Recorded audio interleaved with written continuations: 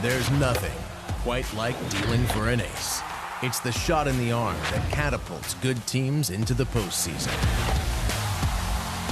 The Rangers have occupied the AL West's top spot nearly every day of this season. They are poised to return to October baseball. Enter Max Scherzer, a Cy Young winner and among the elite in his generation. He dominates opposing hitters, owning every inch of the plate. His competitive spirit permeates a staff. Max Scherzer is a Ranger, and he's determined to once again leave his mark on a pennant race. Yeah, there's a lot of excitement today as Max Scherzer will make his Rangers debut this afternoon in the series finale. The three-time Cy Young Award winner, and it's game number 450 in his career. Welcome in, everybody. Great to have you along with us today. I'm Dave Raymond with Dave Valley. Final game of this series, a chance for a sweep for the Rangers. They come in with a half-game lead in the division. But the story, very clearly, Max Scherzer. We got the news Sunday morning officially from the ball club that he's on this team. We've been waiting now for a handful of days. Val, who exactly are we getting in Max Scherzer? I'll tell you who they're going to get. They're going to get an energized Max Scherzer, a guy who's going to be a sure Hall of Famer. But take a look at this resume. Anytime this walks into your locker room, you can't help but have a shot in the arm. And I think that's exactly what he has done for the Rangers. A three-time Cy Young Award winner, 8-time All-Star, a world champion. He knows how to get to the very, very end. And over 3,000 strikeouts. Max Scherzer's going to come after you. He's a competitor. These guys know that because they've competed against him. And when you have a guy like that, you'd rather him be on your side than having to face him. And that was right there, the 2019 Game 7 World Series. He knows how to pitch when it matters. Came in relief in that one, helped them beat the Houston Astros. For whatever that's worth, seems like a pretty good guy to me. All right, well, this afternoon, he'll make his Rangers debut. The Rangers excited about that, a chance to sweep this series. And so off we go this afternoon. Rangers and the White Sox. Rangers offense has been rolling. Yesterday, a huge day at the plate. And we'll go ahead and put him in the spotlight with Emily Jones when we come back.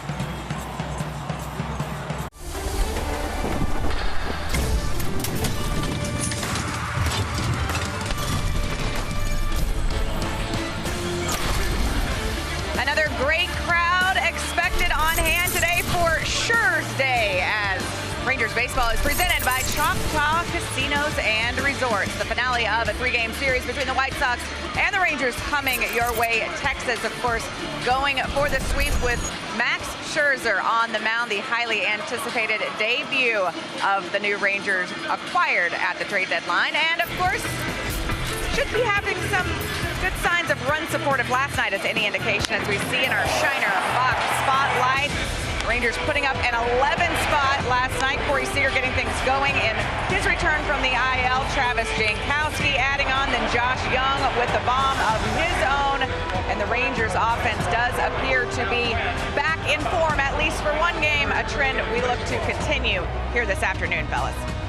That was fun last night, and you hope that that carries over, maybe a little momentum this afternoon as the White Sox come in now 43-66. They're 12 back of the Minnesota Twins. Tim Anderson will start it off at shortstop, and it has not been a good series for the White Sox. Offensively, they have really scuffled. So today, as they wrap things up, what do they get?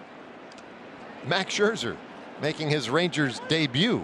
Right-hander winds it up, and off we go as he finds the edge of the strike zone on Anderson for strike one. That's a tall order for the Chicago White Sox as they have been struggling to have to look and face Max Scherzer on the getaway day. Little flare out over first, and Anderson will reach with a base hit to start the ball game. Scherzer is 9-4 on the season with a 4.01 ERA. He's got 107 innings under his belt, 121 strikeouts against 30 walks. Scherzer features a four-seam fastball at 94, the slider at 84, changeup at 84, curveball at 75, and the cutter at 88. So he deals with a base runner in Anderson, and the first pitch is right past Andrew Benintendi. Fastball 93 miles per hour. There you see outside today, a little warm. It's heating up though. It'll get hotter. 101 at game time outside, 74 air conditioned degrees indoors. And here's another soft flare. That one drops into left field for Benintendi. Rangers defense is brought to you by Rally House this afternoon. Across the outfield will be Travis Jankowski in left, Leody Taveras in center, Adolis Garcia in right field. And across the infield, Josh Young over at third base, Josh Smith getting the start at shortstop, Marcus Semien at second, Nathaniel Lowe at first, and Mitch Garver behind the plate. Corey Seager will be the designated hitter here this afternoon. All right, well, the White Sox have 2 base runners to start the game against Andrew Vaughn, or rather now Andrew Vaughn. It's against Max Scherzer, and there's a swing and a miss at the slider. So Scherzer's given up 2 hits, neither of which have left the bat at an exit velocity of 65 miles per hour. I was going to guess maybe together they were about 100. Yeah, about 63 miles per hour on average. There's a bouncer toward third that goes foul. But do have some base runners here, so Scherzer's going to have to find a way to work himself out of this jam. On a right-handed hitter deep in the box, and he'll take low and in.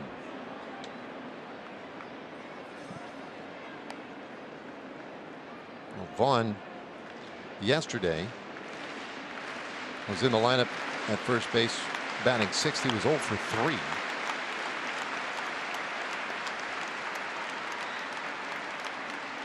High set for Scherzer, long hold. And there's a swing and a miss. His first strikeout in a Rangers uniform.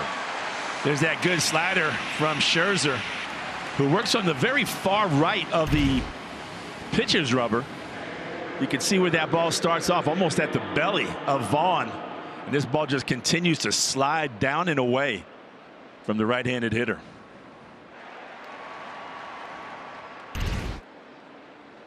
So a guy who's racked up a lot of strikeouts in his career now has one in a Rangers uniform, and he'll go to work on Yoan Moncada, and he gets a called strike to begin this at bat. 94 on that fastball.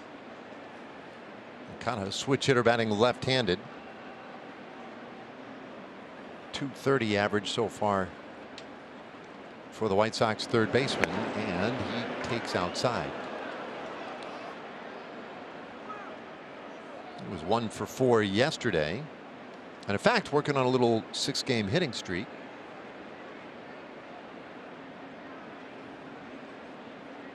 Anderson at second, Benintendi at first for Chicago, and that's a strike. Yeah, best fastball we've seen so far today from Scherzer at 96 miles per hour.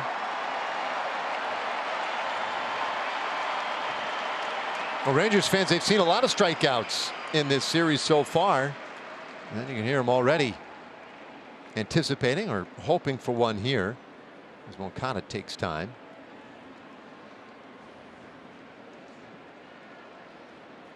Let's see if Scherzer can get another one. Just got Vaughn a moment ago. The 1-2 outside. Scherzer, the current active leader in career strikeouts, 3,315 up to the minute. 2-2 pitch, and that's way inside. Full count. Yeah, one of the impressive things about Scherzer this season, and yesterday he was talking about how he didn't feel like he was pitching up to his standards, but in all 23 starts he's never given up more than 4 runs. Payoff, and that's pulled foul. So Moncada stays alive.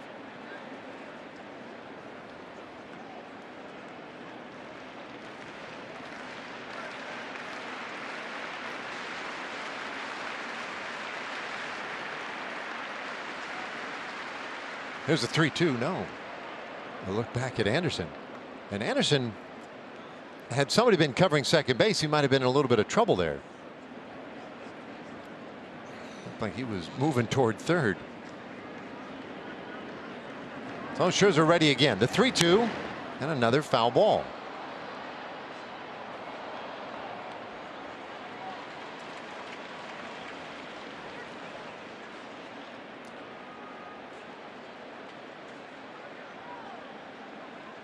Well, kind of a bit of a handful right here for Scherzer. First time they've squared off against one another.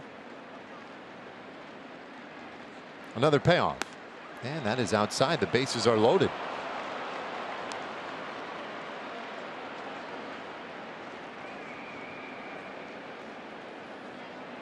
All right, so quite a situation here early for Scherzer. You know, we saw that yesterday. Dane Dunning, after getting a couple of quick groundouts, loaded the bases, then got Vaughn to ground out to end it. Maybe Scherzer looking to follow a similar pattern, load the bases, get out of the jam, and then cruise from there like Dunning did. Yasmani Grandal takes outside. Grandal, another switch hitter, batting left-handed. Yes, Dunning. Scherzer right now having a hard time landing that slider and the changeup. He threw a few of them to Moncada, but they're all kind of drifting off to the right side of the plate. 2-0 now on Grandal. Now he's seen Grandal plenty of times in the past. 2-0. And there's a swing and a miss. Grandal is just 2 for 18 in his career against Scherzer. That's a 111 batting average.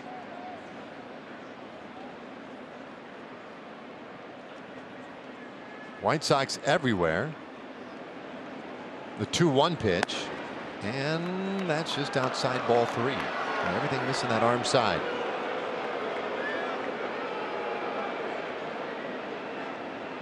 Fans might be voicing their discontent, I'm guessing, with Nick Marley, our plate umpire. 3-1, and that misses, ball 4. So a bases loaded walk. And the White Sox score first this afternoon. It's 1-0.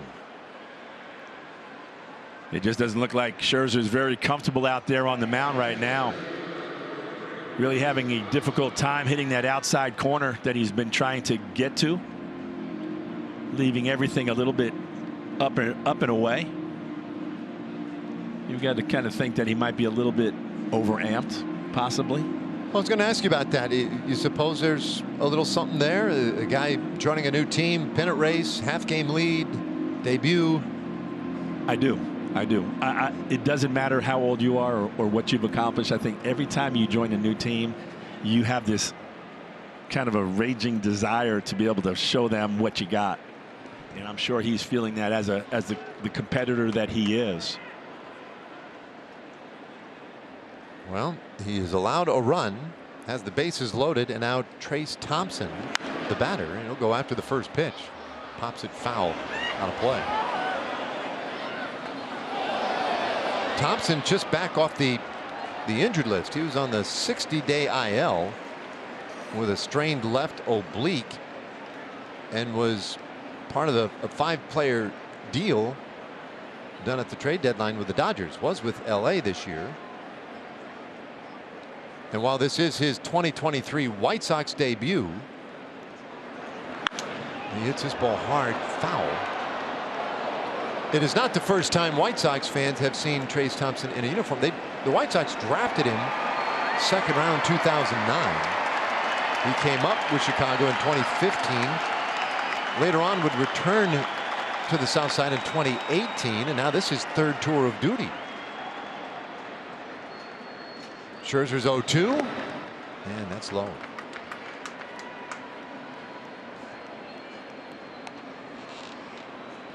Yeah, the best slider that we've seen Scherzer throw was for the strikeout against Vaughn. Other than that, it doesn't have that real crispness to it. Still ahead in the count here.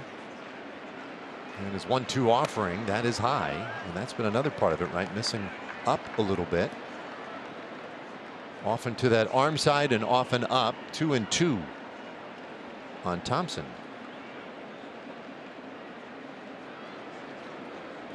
Garver setting up for that outside corner. Here comes the 2-2 pitch, and I think he hit it. Yes, he did. Strike 3 called on Thompson. Second strikeout of the inning for Max Scherzer. This is the best fastball we've seen from Scherzer right here. Hitting that spot right on the outside corner, down and away. The ball's got some good running action as Thompson unable to pull the trigger. All right, so now Gavin Sheets.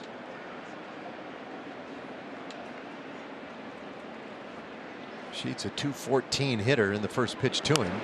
He'll foul it back our direction. Strike 1. And that pitch count already at 27 for Max Scherzer. Yeah, busy first inning. A lot of work already invested in this one for Scherzer. He's got Benintendi at third base, Moncada at second, Grandal the runner at first. And that's right on the outside corner for a strike. 0-2. Able to drop that curveball in that time.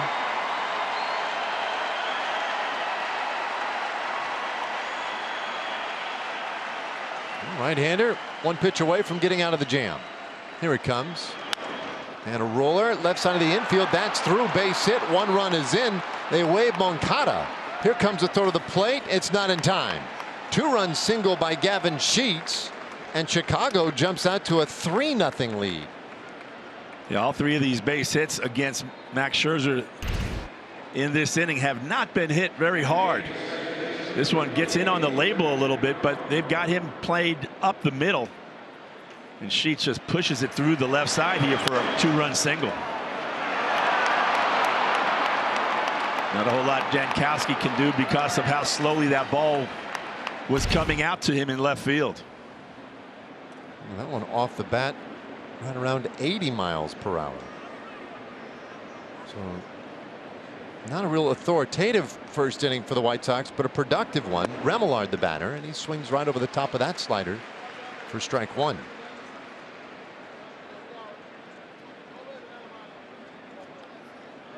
Well, they don't draw pictures in the box score, so no one will have to know what the hits looked like for Chicago. All fans will ever remember when they look back on this box score, well, they scored 3 runs, they had 3 hits.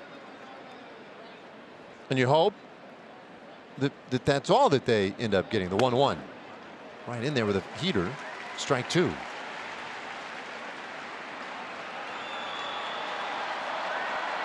Now these fans back at it again, hoping for a 3rd strike on Remillard. The 1-2 from Scherzer. And that's low.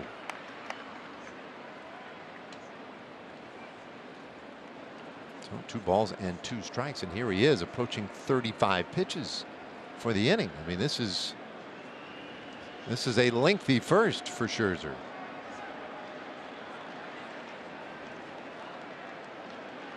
All right, ready again. And a foul ball.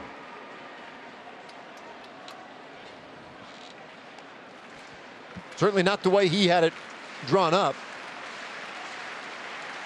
And most pitches now in a single inning this year after 19 starts with the New York Mets.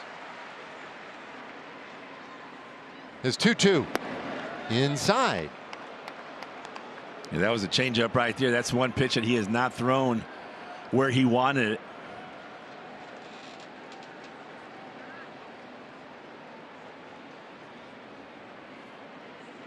I'd certainly rather not walk Remillard.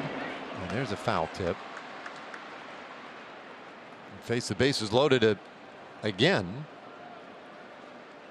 Got a bases loaded walk, a 2-run single by Sheets.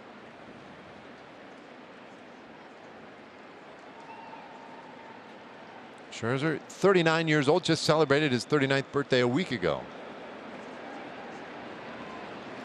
Looking for that outside corner again. And a fly ball left field. Jankowski is there, but he'll give way to Taveras coming over from center. The inning is done. The White Sox played 3 runs in the first inning. But now the Rangers get their turn at bat. It's begun play now, bottom of the first. The Rangers will get their hacks here. 62 wins, 46 losses, maintaining a half-game lead over Houston in the Western Division. It'll be Marcus Semien in that leadoff spot playing second base. Corey Seager will be the DH today, batting second, and then Nathaniel Lowe at first.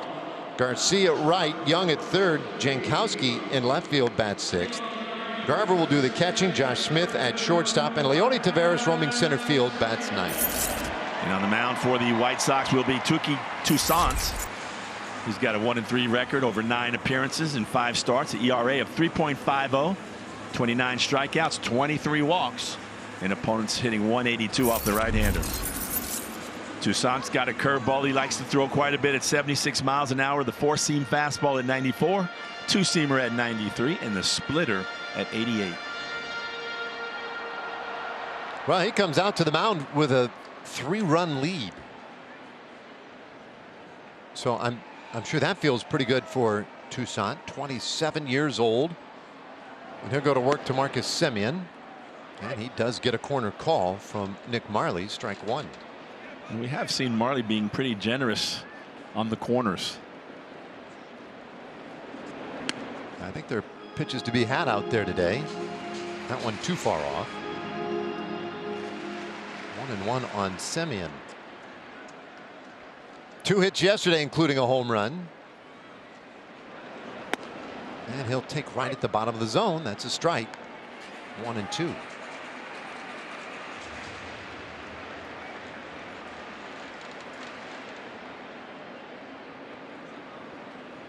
And Toussaint, his next offering hit to center field, but Trace Thompson is there. Semien retired to start the bottom of the first. Corey Seager coming off that IL yesterday, and that very first at bat gets the Rangers on the board with a 2-run bomb to right field. And had to feel good for Corey, and it certainly felt good for the Texas Rangers as they were coming off that road trip, struggling a little bit. Well, he goes after the first pitch here from Toussaint. Fielded nicely on a backhand by Bond, and Seager easily turned back. So 2 quick outs in the bottom of the first inning. And here comes Nathaniel Lowe. Lowe just keeps moving up in the American League. That 287 average, now 9th in the American League. 3rd best on base percentage at 383. And he'll take strike one from Toussaint.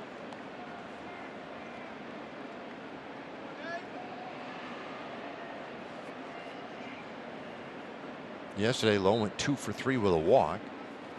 Scored a run. And he'll take a fastball in the outside corner. Toussaint seems to have the good command here early.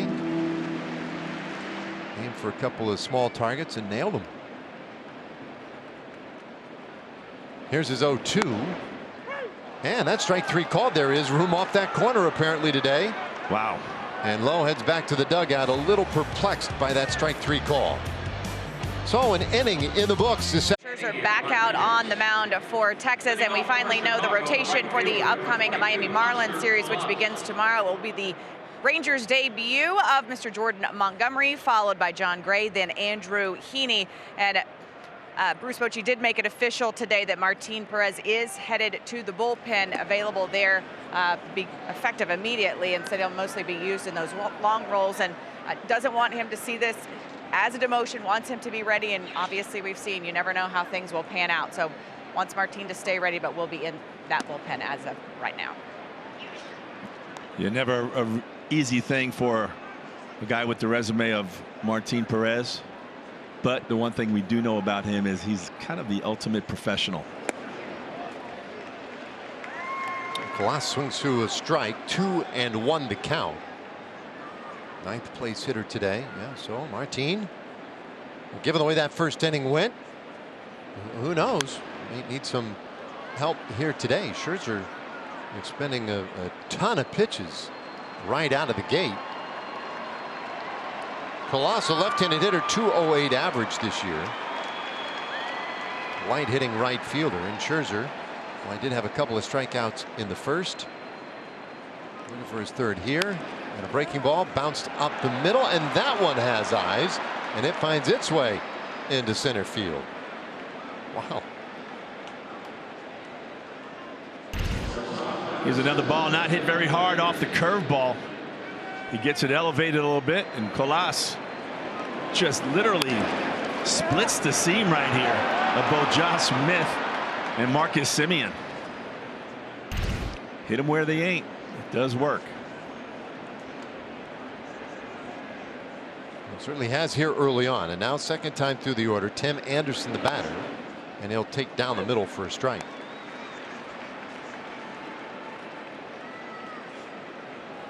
Anderson reached on the soft single to right field, and then eventually came around to score. And he hits this one up the middle, and one hop to Semien. The toss to second for one. Smith relays it to first in time for the double play. A really nice play by Marcus Semien here. Anderson hits this one right back up at him. Little short hopper. Again, not hit real hard, but it looked like it had some good spin on it. Just watching how Marcus is able to corral that ball and get that double play started. Well, maybe that's a lift for Scherzer. Base is empty now with 2 outs, and Benintendi the hitter, and he swings through a fastball.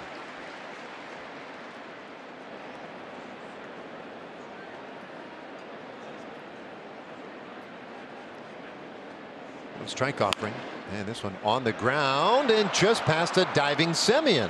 You gotta be kidding me. Now that ball's a little better hit, 94 miles per hour off the bat, but boy, the White Sox, good aim here early on. They really do. This is the changeup. Not the greatest location right there as he gets it up in the strike zone. And Benintendi able to stay back just enough to hit the ball just hard enough to get it past Semien.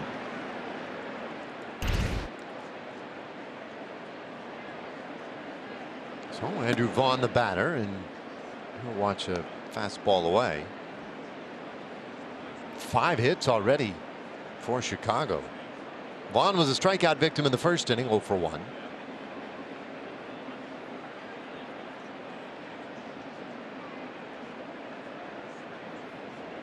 Now the 1-0 pitch from Scherzer, and it's outside.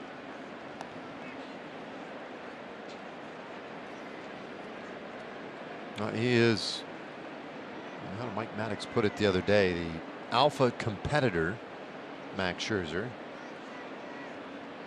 Went 9-4 with, frankly, a bad Mets team. And that's fouled away. And in fact, the Mets, in the 19 starts that Scherzer made with them this year, despite all of their troubles, they went 12-7 in games he started. Another good indication of how much he competes. Traded at the deadline to the Rangers. And what was no doubt a very complicated deal. We've talked to Chris Young a little bit about it, and to Rangers owner Ray Davis briefly about it, but there was a lot of financial maneuverings that had to be in place for this one to work as well. The 2-1, there's a swing and a miss. 2-2. The Rangers sending Luis Angel Acuna, a young and well-regarded prospect, to New York. That was the deal. But the Rangers feeling like they get a really good pitcher in Max Scherzer, despite how that first inning went here this afternoon.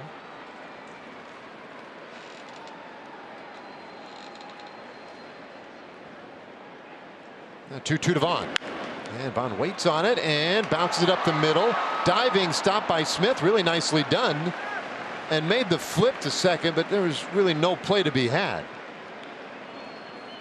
It's kind of unbelievable to watch right here. Again, this is not a ball that is hit hard. Vaughn gets jammed. Little slow line drive. Smith does a nice job of trying to knock it down. Had he come up with it, he might have gotten Benintendi at second. But again, the White Sox with another base hit. Yeah, that one off the bat, 75 miles per hour. the best soft hitting team I've ever seen.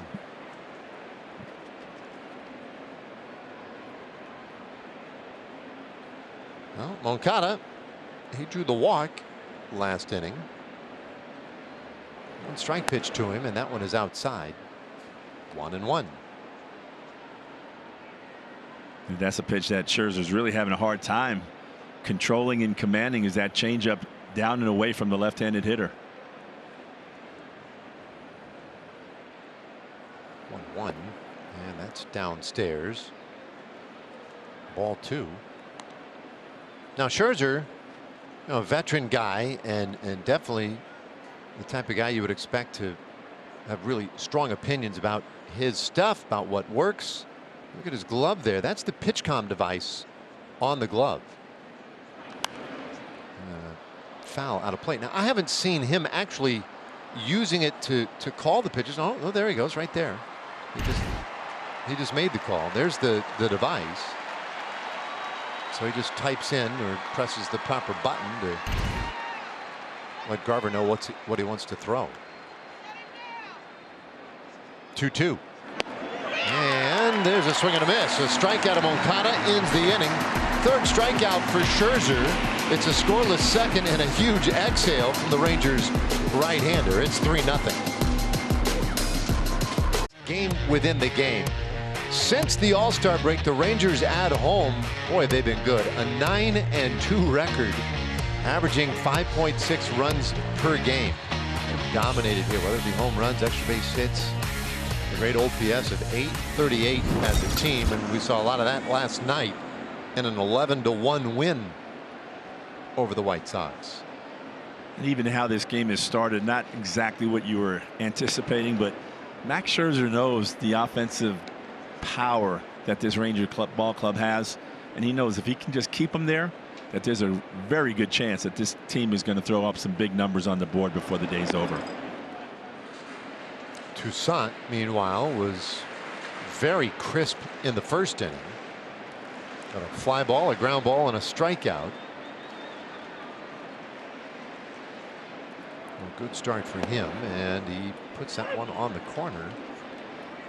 2-1 the count on Adolis Garcia. After Garcia, Josh Young, and then Travis Jankowski.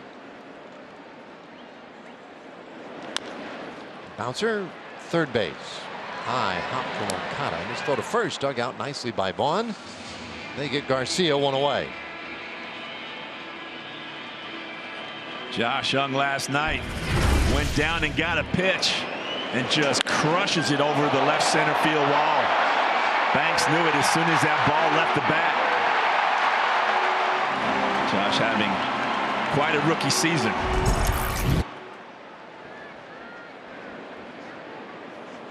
.21 home runs now, and he takes a breaking ball high for ball 1. He's 6th in the American League with those 21 homers.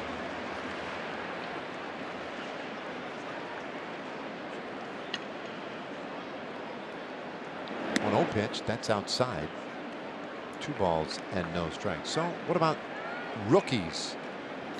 We'll take all the veterans out of it. Where does he rank? Well, most home runs, RBIs, and hits. Right up there in slugging, runs scored.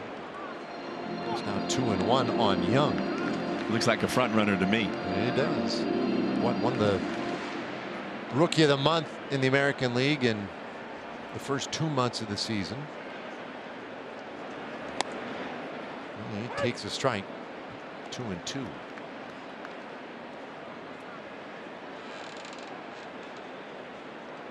Now the other part of the story for Young is now just the workload, and how will he handle this final third of the season. Rangers 108 games into the year with 54 remaining, and we're already well past the most games Young has played in one season. 3-2 the count now.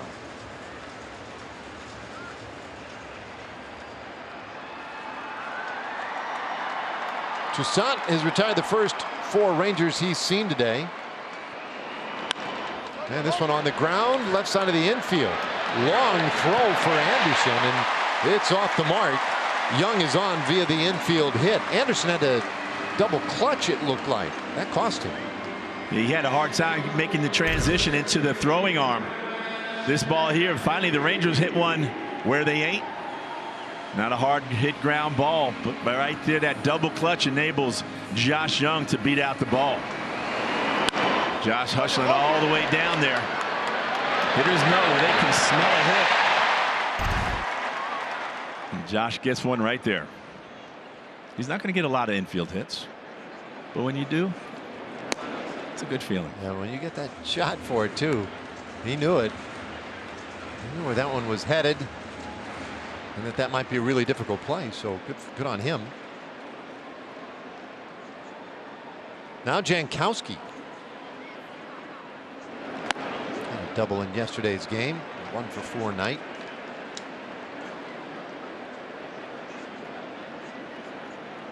He's kind of been the opposite of the White Sox today.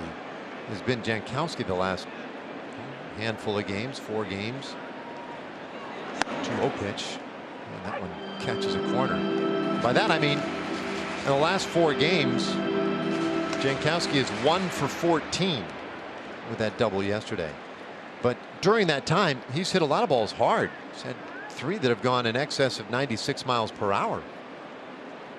But they've been hard outs. 2-1. Yeah, that one is upstairs. While today we've seen the White Sox rack up 6 hits early on with a lot of soft contact.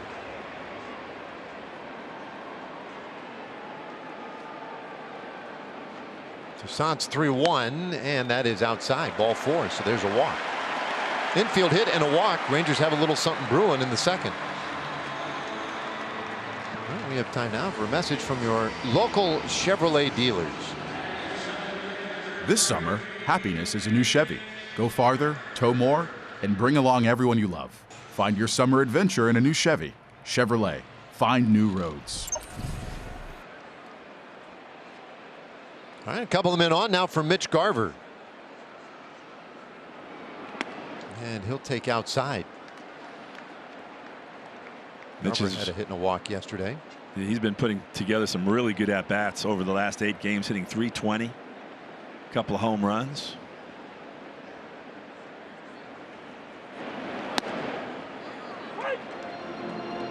It's a strike, 1-1. Toussaint now trying to work around some base runners for the first time today. Slender right-hander from Florida. And he deals outside.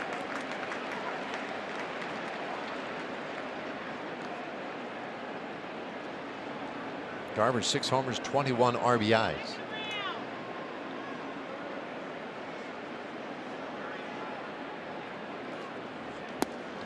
He'll hold off. Good breaking ball right in there for a strike. 2-2. And that's a curveball from Toussaint, a pitch that he likes to go to the majority of the time. And so far here this afternoon, he's had good command of it. Ooh, catches a corner with a fastball. Garver down looking. Second strikeout for Toussaint. And this one looks like he catches that outside corner. Grandal set up off the plate. This ball just picks it right at the very end there for strike 3 on Mitch Garver. So 2 down. Josh Smith takes in. It's a strike. Wow. What the heck? One is not even close. 0-1 on Josh, and he flares this one over third. That drops in, base hit. That'll get at least 1 run home. It's going to get 2 runs home. Here comes Jankowski. No, they stop him. Tony Beasley put that stop sign up at the last second, and Jankowski made his way back to third. With the bounce that took off that wall down the left field line, I thought for sure that gave him a chance to score. Yeah, and Jankowski was coming around third thinking, I'm going all the way. This ball right here, down and in. Josh Smith says, take that. This is something that we've seen the White Sox do already in this game. A very soft hit ball. But you see, as you mentioned, Dave, it just kind of rattles around in that little square right there. Benintendi comes up ready to throw, but Jankowski back at third. Jankowski coming hard around the back. This is what you got to do. You got to be thinking home, and then you just wait and listen to your third base coach. But that was a late call by Beasley. Now in a spot with good speed at second and third, where a base hit would play 2. 1-1 the count on Leody Taveras. Those are never easy calls for a third base coach. You know, some of the things that go into that would be the number of outs. 2 outs. Do you take a chance with the 2 outs? Probably more often than not, you'll take that chance, as opposed to if there was just 1 out. But we saw these all the way down the line, so that would give him a little bit more time to try to make that right decision.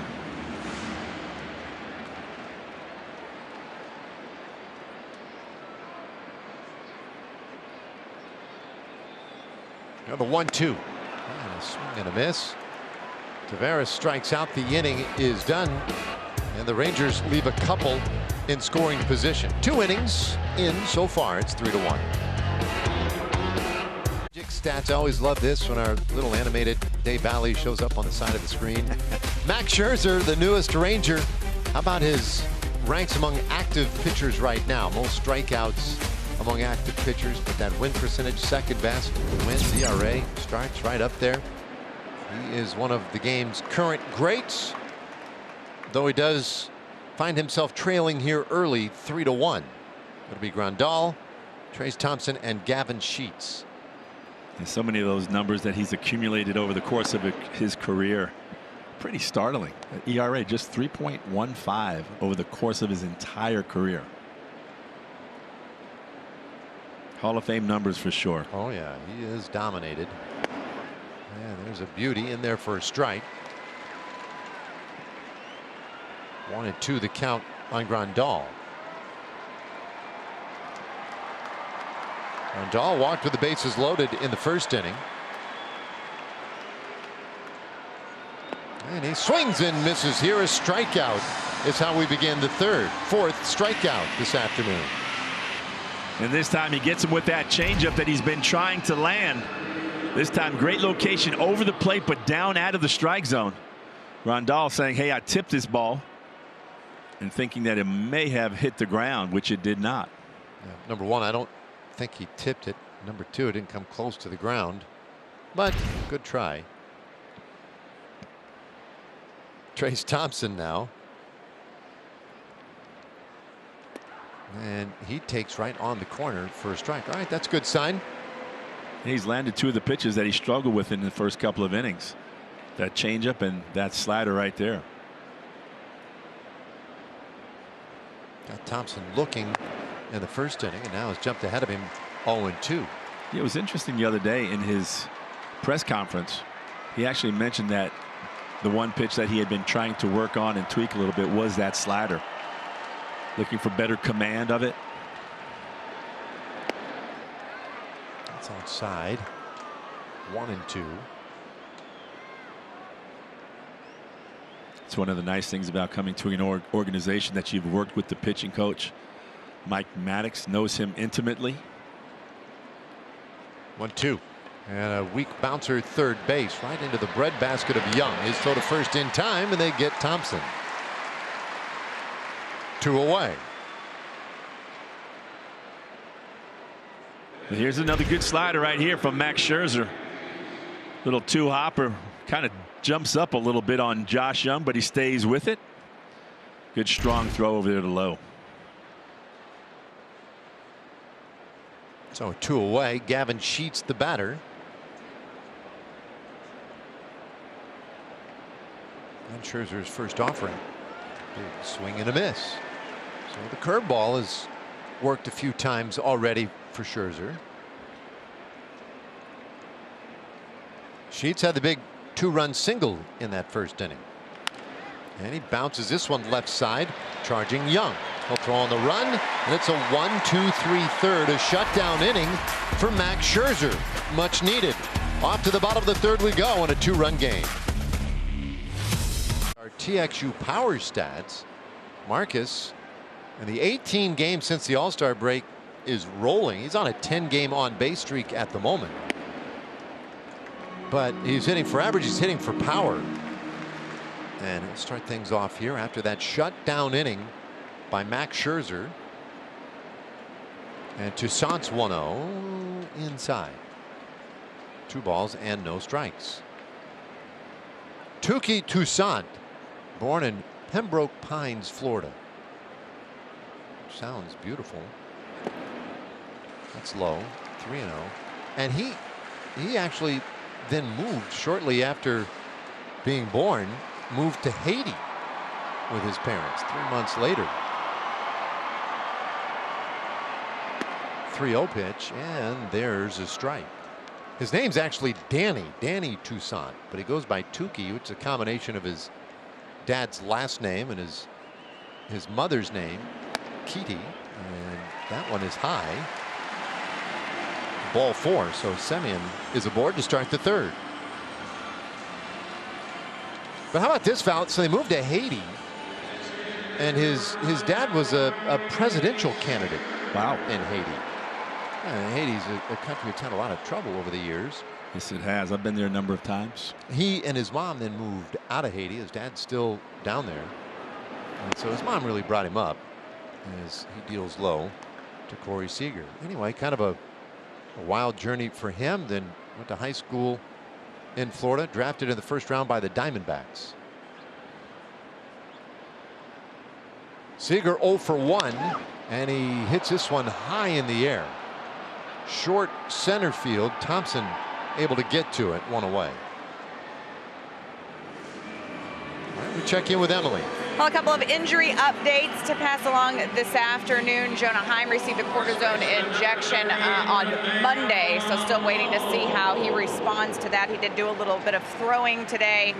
We'll start to do some dry swings, as I mentioned, I think earlier in this series. Start those next week. As for Nathan Eovaldi, Boch said today that he does feel like it will be right around that time that he is set to come off the injured list, that he will be available. Not committing to exactly that date, but you know, somewhere in that vicinity. So things seem to be trending upward for Nathan.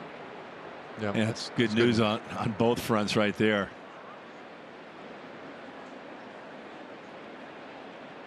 You know, you never like having a couple of your all-star performers drop off that active list. Yeah, I mean, 2 guys who were critical to the success the team had starting the year, and the Jonah Heim thing is a really big deal. They've got to get him back offensively and defensively, just so valuable on both sides. A quick toss over to first, keeps Semien close. But yesterday, talking to Jonah a little bit, he was in a really good headspace yesterday, very upbeat, got a really good report back on the exam. What, the day before, I guess on Tuesday, when we got the cortisone shot, the 1-1 fouled off. They said the injury not as bad as they initially thought to that sheath covering the tendon there in his wrist. He also told us he injured it in Houston on a swing. He said he felt it pop on the swing, and then he stepped out of the batter's box and said, well, that felt weird, and then took a practice swing or a portion of it and felt a lot of pain. Said, all right, I'm done. That's high. 2-2 to low. I thought it was, I just assumed that the injury to that tendon in his catching hand or wrist was a function of just the constant use and I don't know, compression as you catch each of those balls. But he said no, it was he'd never felt anything, and no idea there was anything wrong or whatever. It just happened on that one swing, so it was a kind of an acute injury. But when you think of the amount of force that is put on your wrist, right? There's really no muscles in there. Well, not in your wrist. But, but they're, you know, these guys are swinging weighted bats. The force that they generate when they're swinging at baseballs coming in at 99 miles an hour. It's an amazing joint. that can hold up. And every once in a while, you've got some of those little small moving parts in there that can cause an awful lot of pain. Right, suddenly it's really touchy, right? It seems like a tiny thing, but man, it's a big deal. So anyway, really encouraging reports on both, and hope to get them back quickly. Here's Garcia with a chance to do some damage here against Toussaint. A couple of walks now on the inning as both Lowe and Semien have drawn the free passes. Dolly's 0 for 1. He grounded out in the second. And he takes ball 2, and now Toussaint's going to get a visit. Grandal heads out there because the command suddenly has slipped away. He was so sharp in the first. Did not look quite as sharp last inning, and now having a real tough time finding the strike zone.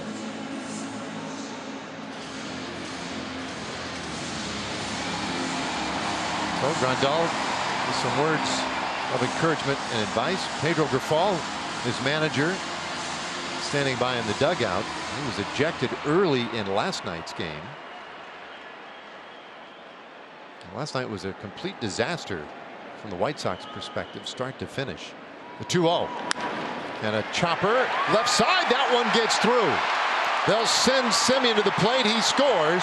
RBI single by Garcia, and it's a one-run game. Okay, this is a very different afternoon. Can we say that? Yeah. Another ball not hit very hard. This is just a two-hopper that, again, just is hit in the right spot. But good enough for a base hit and an RBI as Marcus Semien comes around to score from second base. Yeah, I'd say to this point, Val, it's a weird afternoon.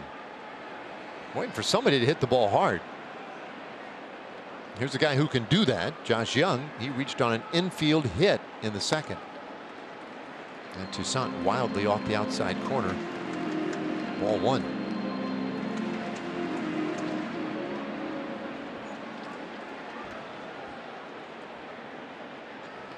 Lowe out there at second.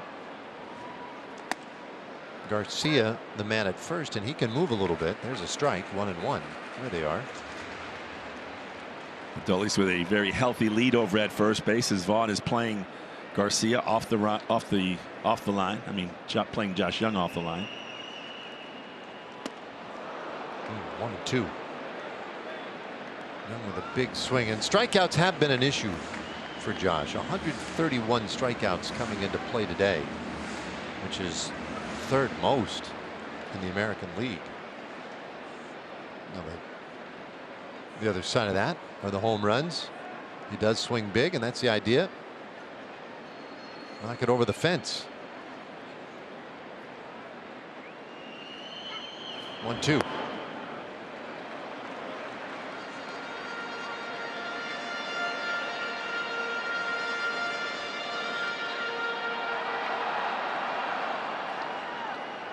Former first-round pick out of Texas Tech. And he takes strike 3 call. And Toussaint pinned that right on the corner. 2 away. There's a good pitch by Toussaint. He comes after him after the slider down out of the zone. Comes back with a little two-seam fastball right on the outside corner. Has a little bit of a comeback to it. Josh unable to pull it. So here's Jankowski. And he takes a little bit high. So the Rangers, they got that run last inning to make it a 3-1 ball game. Scherzer came out, got the shutdown inning. 3 quick outs. Rangers reward him with another run here in the third. And bidding for more as the count goes to 2-0 on Jankowski. And so this has the potential to be that portion of the game where the momentum and the trajectory of this game shifts in a decided manner in favor of the Rangers, especially if Jankowski can deliver something here. And he lifts it high in the air back of second base. That's not going to get it done. Anderson squeezes it, and the inning is over. The Rangers will settle for the 1 run, and we go to the 4th inning. It's 3-2. pitch. Max Scherzer, with over 3,000 strikeouts in his career, has got 1,730 of them with the fastball. That's the most among active pitchers, and that does include the strikeouts here today. He jumps ahead of Remillard, 0-1. Starting him with a fastball. Remillard flew out to center field in the first inning. He's 0 for 1. A one-run game and a weird start to this one. And there's a strike, a slider right in there. It's 0-2. It looks like that field is starting to come back to Scherzer with that slider. Last couple of innings, he's been able to land it and throw it for a strike early in the count. Here's his 0-2 pitch. And a swing and a miss. That time the curveball. And Remillard strikes out on 3 pitches to start the 4th inning. Curveball has kind of been a very good pitch for him here this afternoon. He's been able to throw it for a strike, and this time he gets Remillard to trace it out of the strike zone. The ball looks like it's going to stay in there, but has that good tight action for strike 3. So Quilas, the 9th place hitter, he fouls off strike 1. Quilas had a base hit in the 2nd inning. We've had 9 combined hits in the first 3 innings of this game. I think they've all been bleeders, infield hits, maybe a Baltimore chop that gets over the infield. Some seeing eye ground balls. It's been wild. So let's see, average exit velocity on hits today for the White Sox, 77 miles per hour. Look, to get a base hit, typically you got to hit it mid-90s. And this one blooped. Left side of the infield. Young takes care of it, 2 away. We'll check in with Emily. Well, it's that time, you guys. Time to open up that Chevy hood and take a look at what's underneath it. Mike Maddux today. 15 Major League Baseball seasons as a pitcher with 9 different teams. Now 21 as a coach with 4 different teams. Of course, Max Scherzer's pitching coach in the 2016 and 17 seasons with the Nationals. Anderson hits one sharply out into left field. There's your first real crisp hit this afternoon. So the White Sox have a base runner. It'll be Andrew Benintendi's turn. Yeah, those 2 years, by the way, in Washington, Maddux and Scherzer got together, led to 2 Cy Young awards. So they had a pretty good chemistry, it would appear. And both had a lot of nice comments about one another the last couple of days, as they've been asked a lot about, in the case of Maddux, getting his old student Scherzer back with him here, and Scherzer asked about his old pitching coach.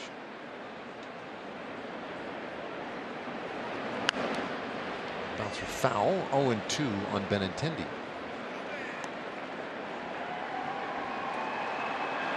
Well, 2 outs. What was his nickname for Maddux? Was it Mad Max? Did he call him? He referred to him in that as Mad Max, correct? Mm-hmm.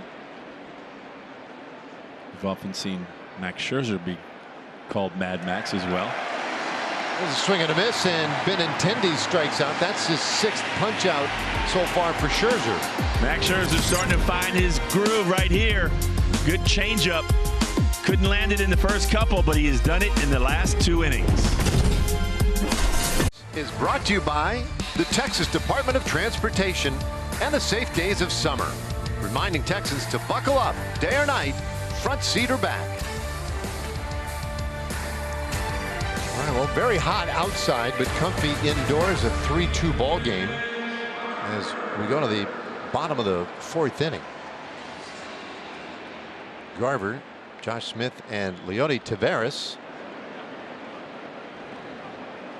And the first pitch from Touki Toussaint.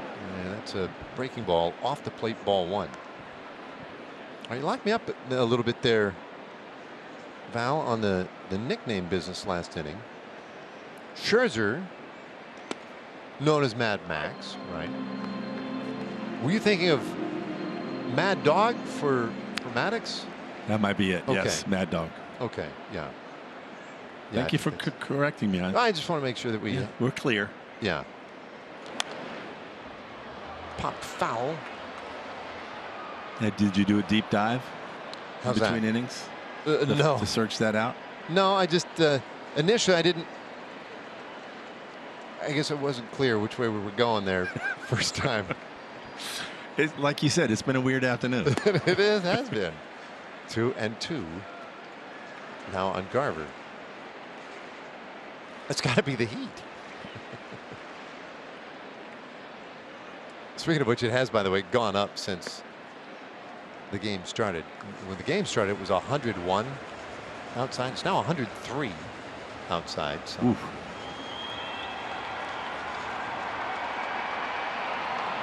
Toussaint to the plate, 3-2, and that ball's hit well.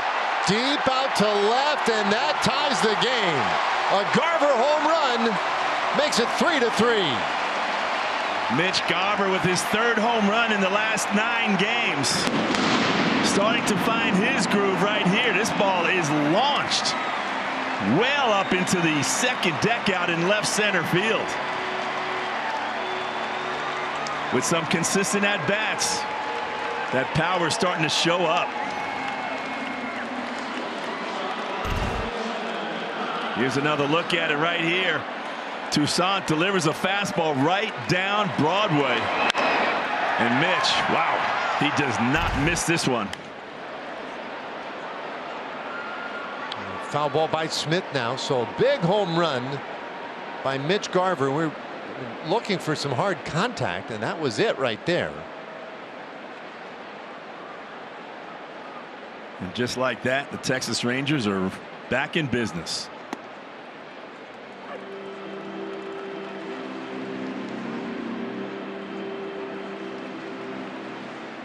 Rangers building a little picket fence here. 1 run in the 2nd, 1 in the 3rd, and 1 here in the 4th.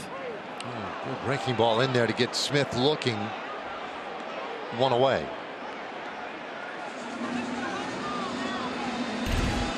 Here's another look at that home run by Mitch Garver. Nice, short, powerful stroke. But take a look at where this thing lands. My. That was a bomb. And the young lady with a souvenir for life. Now Taveras, and he swings through strike 1. Leone struck out in the 2nd inning, 0 for 1. Wants to bunt it, but fouls it away. 0-2.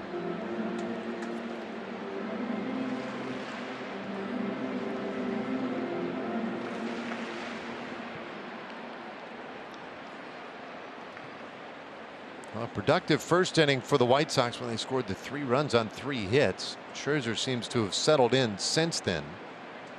And the Rangers offensively starting to warm up a little bit here against Toussaint. 1-2, single runs in each of the last 3 innings.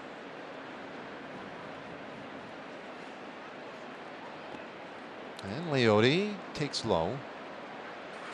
2 balls and 2 strikes.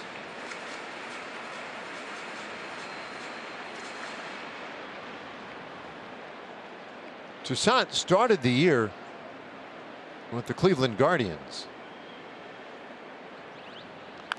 And this one fouled off. He was designated for assignment in mid-June by Cleveland. White Sox claimed him off waivers, and they're very happy to have him now, especially in as much as it looks like they will ask him to start a little bit more. 2-2 and a swing and a miss.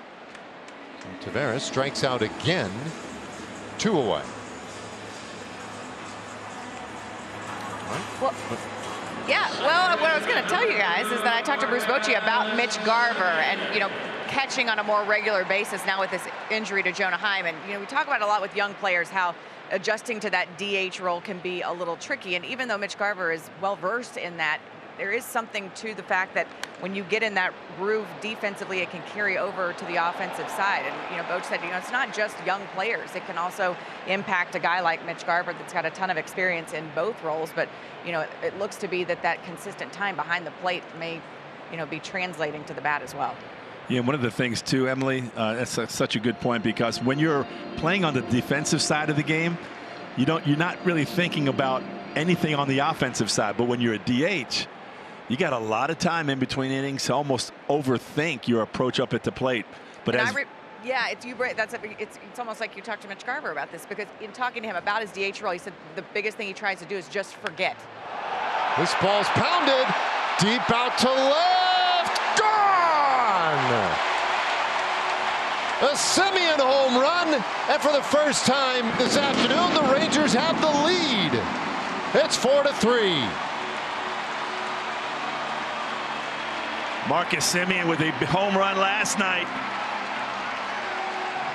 does the same thing here this afternoon. Take a look at how he pulls his hands in. This is a hanging curveball from Toussaint. And he's able to pull his hands in, get the barrel of the bat, the sweet spot, all over that leather-covered baseball, and sends it into the seats. The home run that we saw last night was an amazing approach and keeping it fair. Marcus just showing some great plate coverage. Well, bouncer down to first, and Seager retired easily to end the inning, but a couple of home runs, and the Rangers, for the first time, have the lead. It's a day of a lot of soft contact. That is, until Mitch Garver blasted that one to left. And Marcus Semien, he wouldn't waste much time following with one of his own, and it's 4-3 Rangers. Brought to you by Audi. Marcus Semien with a home run a moment ago to give the Rangers the lead, 4-3. And now the fifth inning is here. It will be the 3, 4, and 5 hitters for the White Sox. But it also seems as if Max Scherzer is starting to get a little more comfortable here. 3 straight scoreless frames for him. And now his first pitch off the plate to Andrew Vaughn. And we talked earlier about Max not really coming out of the gate full force or how he anticipated, but he just knows how to compete. And with this Rangers offense, again, when he joined this ball club, I'm sure he studied everything about him. Now ball up the middle. Semien with a nice play on the slide, takes care of Vaughn, one away. And knowing that this team can explode for runs with basically 3 runs is not too much for this Texas Ranger club, especially here at home, because they just pound the baseball.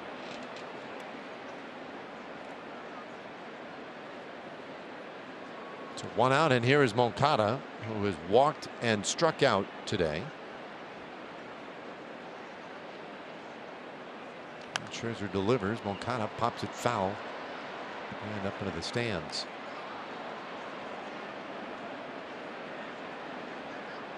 The White Sox 43 wins, 66 losses.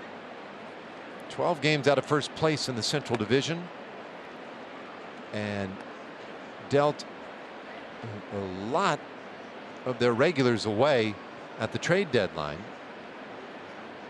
creating a pretty tough dynamic, I would think, for Pedro Grifol and company, because you still have a lot of veteran players on the team with at least some expectation of competing. It's not like they've gone full rebuild, and it's not like they have all these young guys that they're bringing up and extending them opportunities. This one lined out to left field. Jankowski is there, 2 away. But I'm sure if you're in that clubhouse, it sure feels like it's a full rebuild when you see all of those veteran players, guys who have performed for many, many years, leave your club, and you're looking at the last 2 months of the season and you're thinking, gosh, now what? All the guys that we came into the season with the high expectations, they're gone. Now the younger players are thinking, hey, this is an opportunity for me to get a chance. But for the guys that were coming in, I'm thinking of like Anderson, the shortstop, thinking, hey, we got a chance to get back into the playoffs, but things did not go well at the very start of the season for them. And certainly not over the last few weeks. Well, they have not looked good in this series either. And it's going to be a real challenge for them winding down these last couple of months. The pitch on the way, fouled back by Grandal. 1-2 the count. And Scherzer trying to make it a 1-2-3 fifth inning. It would be his second perfect inning of the ball game. A much anticipated Rangers debut for Scherzer. And here comes his 1-2. And that is outside. The fans were hoping to get a call, but that wasn't quite close enough.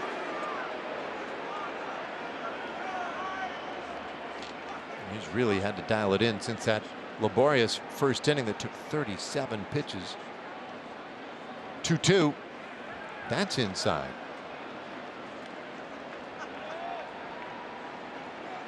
A full count on Grandal.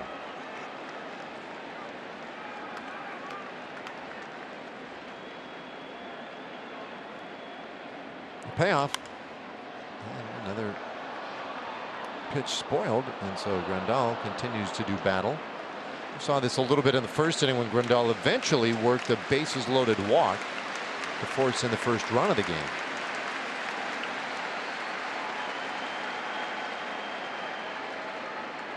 Scherzer to the plate, and a swing and a miss, strike three. Grandal down on strikes, and it is a perfect fifth inning for Scherzer. Max Scherzer smelling that W here this afternoon, starting to feel it. Texas Rangers 4, White Sox 3. Final game of this series, shooting for a sweep, and then looking forward to seeing the Miami Marlins in their one trip into Globe Life Field beginning tomorrow night through Sunday. Tickets available right now at Rangers.com. Now Saturday's game, there are less than 750 tickets remaining for that one, but tickets on Friday, tickets on Sunday. Should be a great weekend series against kind of a surprising Marlins team, although they have dropped 3 out of their last 4. We'll see. Meanwhile, here the Rangers have some unfinished business as we get to work in the bottom of the 5th inning. Lowe, Garcia, and Young. Toussaint out for a 5th inning. And first pitch swinging. Lowe lines that one right to the shoe tops of Remillard for out number 1. Let's slide over here for Choctaw Casinos and Resorts. Fun, games, relaxation, or excitement. We've got all your bases covered at Choctaw Casinos and Resorts. One away. Now Bombi asked for time.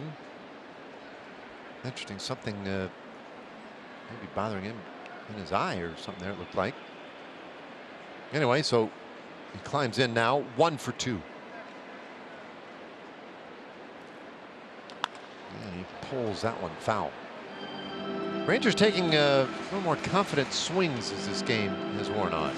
Yeah, we saw Toussaint really able to command all of his pitches in that first inning and even into the second, but since then he's been falling behind a little bit more. Rangers are in much better hitters counts, and they've been able to take advantage of it as they started to climb back into this game. 0-2 on Garcia.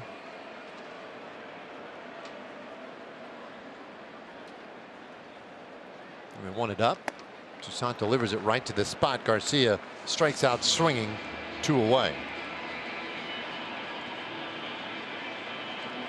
Bring up the Jungle Cat. Josh Young. Infield hit today and a strikeout looking his last time up.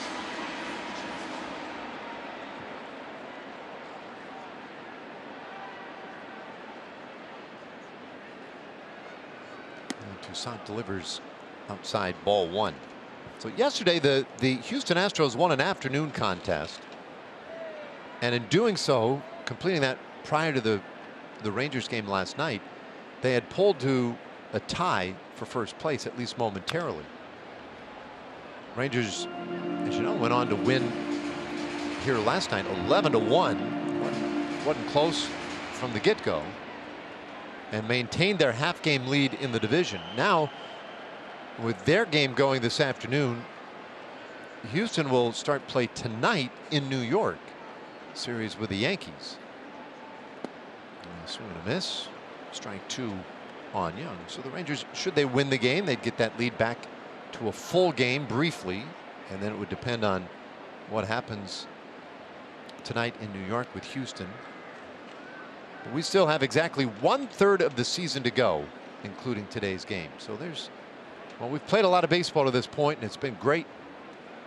This is the critical last third of the season here. And a bouncer foul. And this is where it gets fun. This is where the pressure starts to mount on certain teams to see how these guys perform as they head down the stretch. But there's nothing quite like being in a pennant race. I mean, the energy level, the natural energy that you get, the adrenaline of showing up at the park knowing every pitch, every at-bat, every defensive play matters. Not that it doesn't matter prior to, but it's just everything is just heightened. Oh, here's a little tapper that is foul. That went off of Young's leg or foot. White Sox went ahead and completed the play. Anyway, the first third of the season, Rangers, as many fans know, they were rolling. A 35-19 record, and you know, the ERA for the starters at 3 1/4 almost, crushing it with runners in scoring position. The last third, they just treaded water. 27-27. The numbers came down a little bit. The strength of the schedule remaining could be a positive. Just a .491 winning percentage for the remaining opponents this year. Young strikes out. 5th inning is done. And the Rangers lead 4-3. By Google Cloud, this series, Rangers pitchers have had 34 strikeouts. Dane Dunning with 11, Heaney with 11, Scherzer with 6 here this afternoon. I'm sorry, 7. But these are the ones here. Now take a look at some of these pitches, the location, how the Chicago White Sox have been chasing outside of the strike zone to the benefit of that Ranger pitching staff. So Scherzer now back to work, and he gets Trace Thompson to swing and miss at the curveball again. And that pitch continues to be an effective one for him. It's interesting, that time you could see him shaking his head. Garver apparently calling the pitches. And Scherzer was shaking yes or no. All right, here we go. So maybe they just alternate inning by inning. A lot of shaking though. Yeah, we've seen quite a bit of that here this afternoon. You know, the first time these two guys are working together, we've seen them talking and communicating in between innings. But for Mitch Garver, just trying to get a feel of what Max wants to do so that he can kind of anticipate what he wants to throw. 2-1. And there's a swing and a miss. But let's be clear, Max Scherzer is going to call his own game. He's going to throw the pitches that he wants to throw.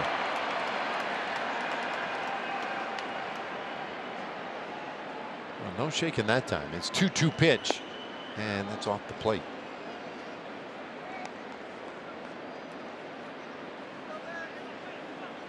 So 7 strikeouts through the first 5 innings for Scherzer.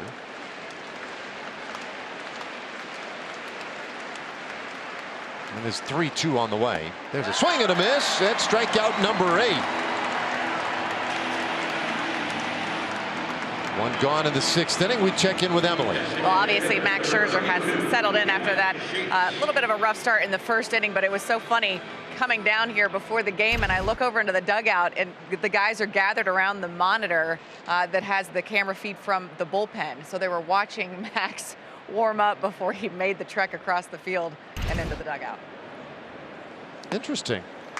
Kind of called respect, excitement, anticipation. I think we all felt that showing coming to the ballpark here today to watch his first performance with a Texas Ranger uniform on. Deals low. 1-1 to Gavin Sheets.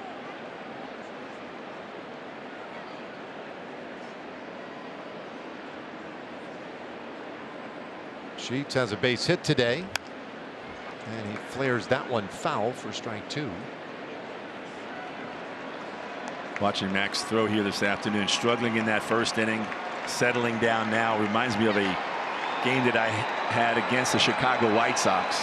Tom Seaver was at the end of his career. He gave up 5 runs in the first inning and then shut us out the rest of the game. We ended up winning that game, but to watch that veteran competitor, even after giving up those 5 runs, just really settle in, and we just had no chance, is what we're watching here from Scherzer, as he is starting to find that release point, that good slider. Sheets swinging over the top of that slider, down and in.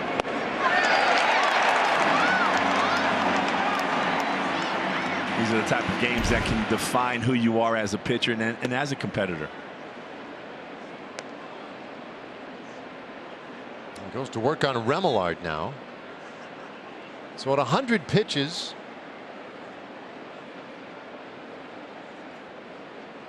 is 1-0, and that finds the inside corner. So starting to be able to place that slider a little bit. 9 strikeouts so far.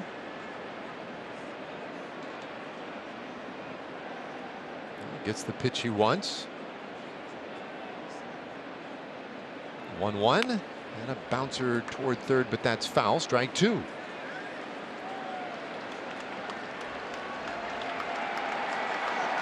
Take a look for Max Scherzer here. The pitch count, 92 pitches per start, 107 has been his season high, and today he's already at 102 because of that very long first inning here in the top of the 6th.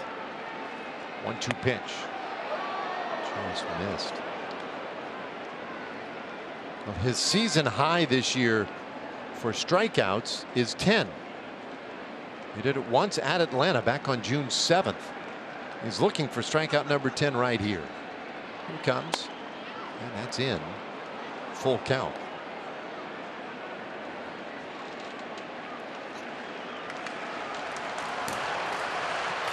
Activity in that Rangers pen. This will no doubt be the end of the day for Scherzer. It's 3-2, and Remillard pops it up near shortstop. It's Semien coming over. He got the better read, and he makes the catch to end the inning. Max Scherzer, after struggling in that first inning, has really settled down and shut the White Sox down since the first. Casinos and resorts. Kind of like listening to that sizzle. 4-3. Yeah. Rangers on top, and Touki Toussaint out for a little more work here in the 6th inning. Jankowski, Garver, and Smith. Toussaint's pitched a pretty nice ball game. He's hung right in there against a Rangers lineup that has done some damage to a lot of pitchers this year. The top offense in baseball. And there you see the 8 strikeouts today. That's the most he's had at a start this year. He goes 2-1 now to Jankowski.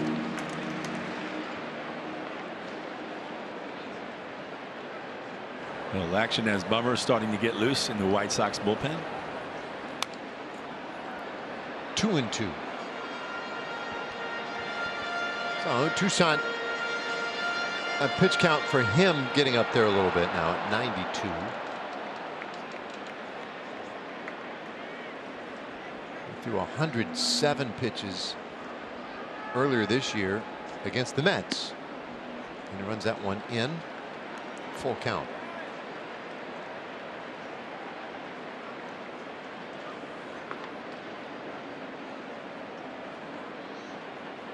Jankowski's been on today. He walked in the 2nd, popped out in the 3rd, and he'll walk again.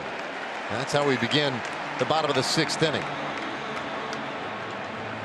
About a message now from Funtown RV. With a huge selection of travel trailers, fifth wheels, and toy haulers, we'll find you the perfect camper to fit your style and budget at Funtown RV. See Ethan Katz on the phone down to the bullpen to check in on Aaron Bummer. Garver the batter now, and he'll take a fastball for a strike. Toussaint's pitch count closing in on 100. He's at 95 right now.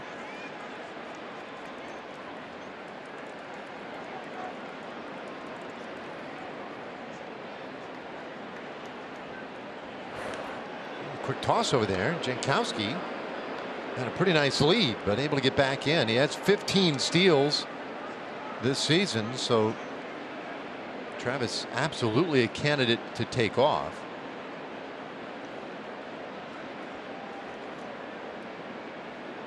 And there he goes. The pitch is a strike. The throw down to second, not in time. 16 stolen bases for Jankowski. Jankowski with a good jump.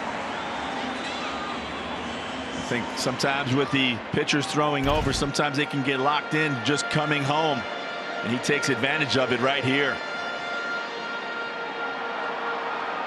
A good pitch to throw on for Grandal.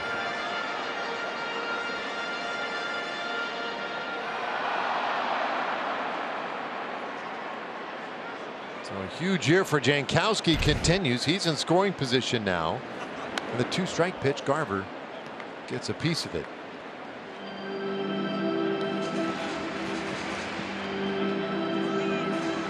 Well, his home run in the 4th inning, that tied the game. And it was a no-doubter. He's had 7 this season. And the 2-strike pitch, he swings and misses. 1 away in the 6th inning.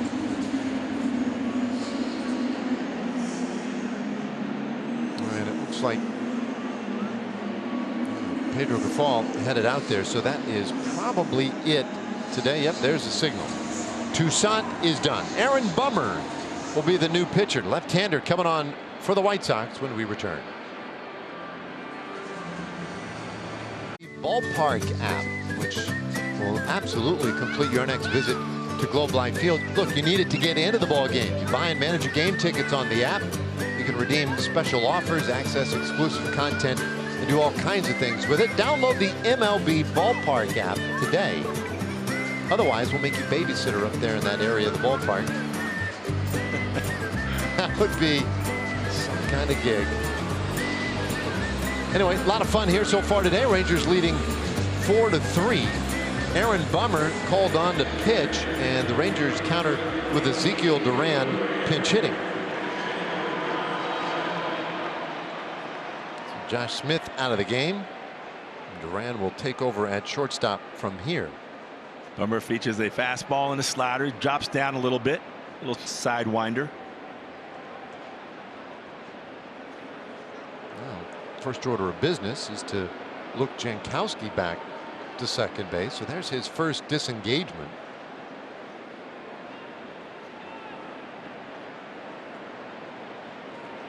Pitch to Duran, and that one right in there. Strike 1.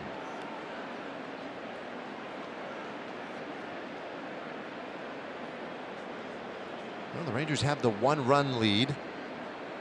It would appear that Max Scherzer's day is done after that last half inning. Oh boy, Duran pounds that one deep down the left field line. Foul. Wow. That's a pretty big swing right there. Yeah, I think when you're that far up in the seats, you're not expecting any baseballs to come up there. But Ezekiel was all over that pitch, that slider from Bummer.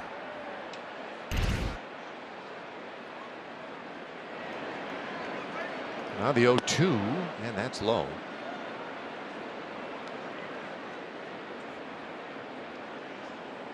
Well, Chicago, first one to flinch as they get into the bullpen for Bummer. Toussaint, pretty nice job today. 5 1/3 innings, all things considered. He struck out 9. The 1-2. Duran fights it off. Walks were a bit of an issue for Toussaint. You go back and look at the innings in which the Rangers scored runs. In the 3rd inning, the run that scored was Marcus Semien, and he got on via the walk. Bouncer up the middle by Duran. Remillard has it. Goes over to first in time. And that's out number 2.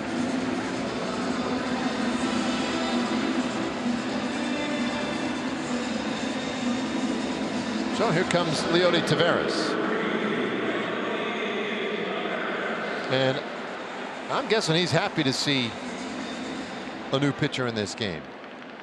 He'll happily contend with Aaron Bummer after Toussaint struck him out twice earlier today. Just didn't look like he was comfy in there. It's Bummer tries to get that outside corner but can't. Misses with ball 1.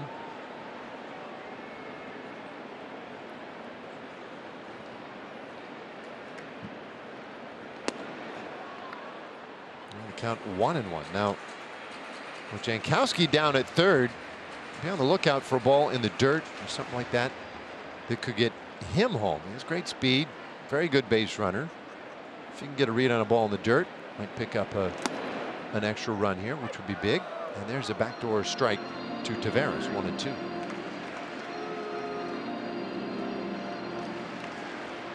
We've still got a little ways to go in this one. Josh Sborz looks like he's ready to come in here in the 7th. 2-2.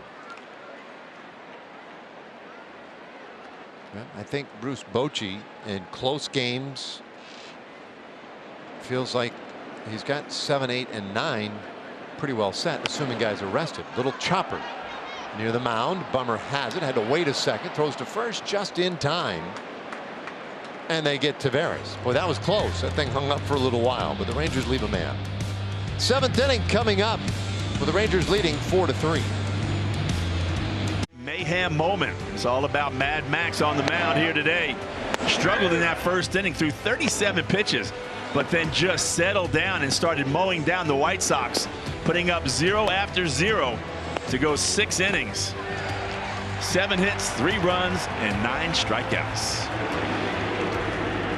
Pretty solid performance by Mad Max. All right, well, how many times do we say about a guy that, you know, fellas come out, they'll have a good night, and that's great. But to really learn something about a pitcher, we need to see how he responds on a day where maybe stuff isn't working or he has some misfortune. Josh Sborz goes to work now in the 7th inning, and that would kind of be today, right? Things he had bad luck early. In fact, the slider was elusive for him, and so here we are, 6 innings, and he allowed just those 3 runs. Really pitched well. It goes back to that bit about what kind of a competitor he is. Yeah, it was very clear in that first inning he didn't have his best stuff, right? But every time you go out there as a pitcher, you're never always going to have your A stuff. So you have to figure out, okay, when I don't have that good slider, when I'm not landing my changeup, how am I going to get through this game and keep my team in it so that they can eventually come back and win it? And we saw a perfect example of that here this afternoon from Max Scherzer in his first start with the Rangers. 37 pitches in the first inning. Yeah. We thought yesterday's first inning was long, right? Dylan Cease was really struggling with his command. But Max found a way. Well, there's a strikeout for Sborz to start his outing today. Ties up Colas, 1 away. Here's another pitch outside of the strike zone that the White Sox continue to chase. A good slider from Sborz for strike 3.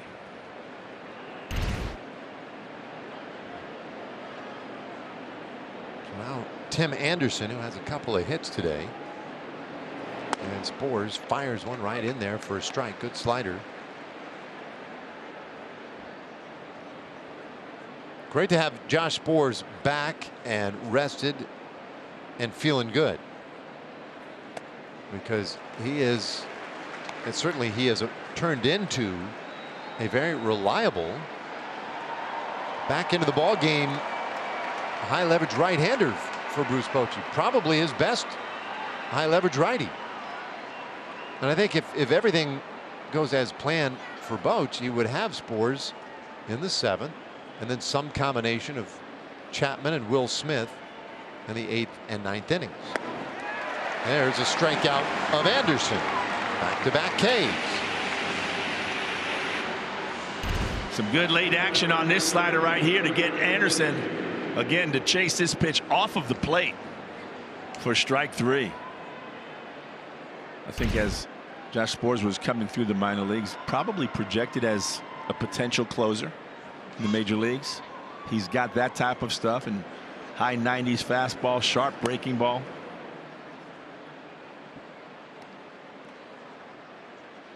But I think oftentimes when you're not staying healthy and you don't have that ability to kind of go out there on a consistent basis, it's tough to be at your best. Well, he gets Benintendi to hit one out to left. And Jankowski takes care of it. A 1-2-3 7th inning. Josh Sborz looks very good. It's stretch time this afternoon, and the Rangers are up 1. And it's all about Marcus Semien. 2 home runs. Take a look here how he pulls his hands in. It looks like he's all tied up. Pitcher's thinking, hey, I made this great pitch on the inside part of the plate. And he hits both of those out of the ballpark. Great mechanical way to get the barrel of the bat to the baseball on an inside pitch. Well, that's where he's at his best. He loves to pull the ball. And so if he can get one on the inner third, now some of those are really in. But that's what he likes to do, man. Turn on that thing and hit it far down the line. He doesn't go opposite field very often, not for power like that. Well, all the great hitters are able to do what we just saw Marcus Semien do on those 2 videos. Little roller shortstop. Anderson is there. Well, that's a first out of the inning. Because on the other side of things, if the other way to hit that baseball is to get the barrel of the bat out in front, but then most of the time those are foul balls. So the good hitters are able to take that inside fastball, keep their hands inside, and still hit the ball out towards the field. And in Marcus's case, outside the field. Well, rare offer so far today for this guy, Corey Seager. And he swings through strike 1. Asked about his home run yesterday coming in that first at bat after a return from the injured list again. He chalked it up to luck. Just kind of lucky. I don't know. I don't have an explanation. Which I thought was funny because Corey doesn't seem like the kind of guy to leave a lot of things up to luck. He works so hard, specifically on hitting. Well, the hanging curveball had something to do with it too. Kind of low hanging fruit, so to speak. And if we hadn't seen it a number of times before, you might be able to buy that it was luck, but it nonetheless never ceases to amaze the way he can just show up seemingly cold and then pull the trigger and drive a ball really well. Let's see if Bummer gives him anything to hit in this at bat. Now time called here, and Bummer's going to get a visit from Yasmani Grandal. When you look at the numbers that Corey has coming into today's game, hitting over 350, luck has nothing to do with that. The quality of the work that he puts in, the superstar talent that he has, all of those things kind of mixed together. And this guy's just been performing from day 1 of this season. But it is amazing to me, coming off an IL, to have the timing that he does and really not skipping a beat. 2-1 pitch, and he'll take a strike. Oh my goodness. He's having a rough day back there. Let's just be honest. That is just not even close. I mean, that ball was never over home plate, ever. 2-2, and a swing and a miss. Seager strikes out, 2 away. No commentary from Seager as he leaves home plate, and you don't see it very often. He didn't gripe very much, but that was a tough strike 2 that he took. It changes the at bat. There's no question about it. Now Nathaniel Lowe, who's 0 for 2 with a walk.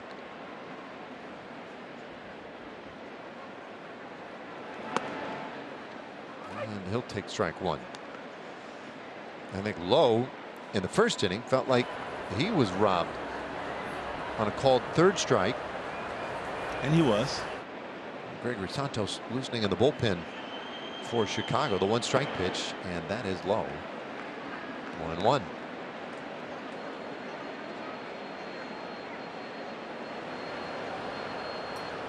Roldis Chapman preparing to pitch the 8th inning after the good effort by Sborz in the 7th. That one is low.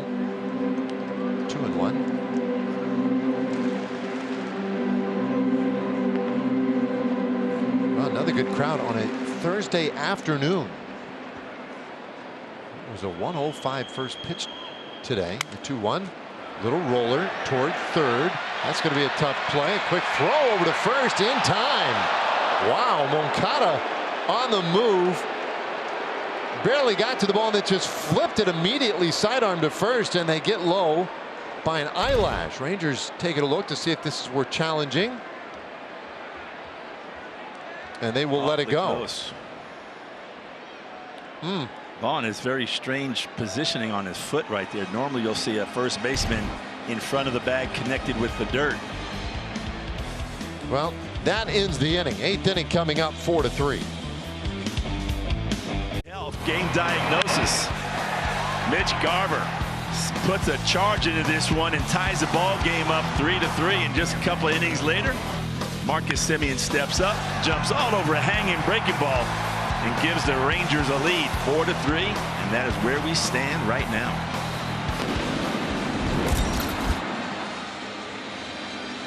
So a one-run game. The Rangers fell behind 3-0. Now have the lead. And in the 8th inning, they're going to give it to the hard-throwing left-hander, Aroldis Chapman. Big man takes the mound, making his 41st appearance of the season. He's got 38 innings under his belt. ERA of 2.50, 70 strikeouts, 22 walks. And opponents hitting a minuscule 157 off of Chapman.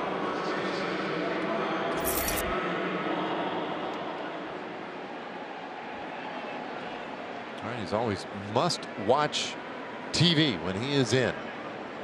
See what he comes up with here. Andrew Vaughn, the first hitter, and he'll go right after the first pitch. Hits it hard out to left, but right there for it, Jankowski. Got a slider and he hit it 109 miles per hour, but Vaughn retired on one pitch. So yeah, it seems like this afternoon, if you're hitting the ball hard, you better hit it out of the ballpark, because everything that's been hit hard has been caught. Everything that has been hit soft has found a way for a base hit. Ron Moncada 0 for 2 today, and he'll take a fastball a little bit low. Ball 1. Scherzer 6 innings, struck out 9. Spores looked great last inning with a couple of strikeouts. The 1-0, and that catches a corner. 1-1.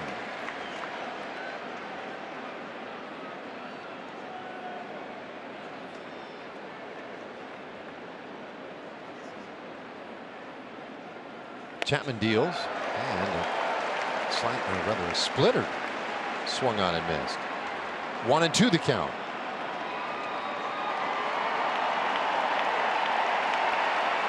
Well, these fans, they love it.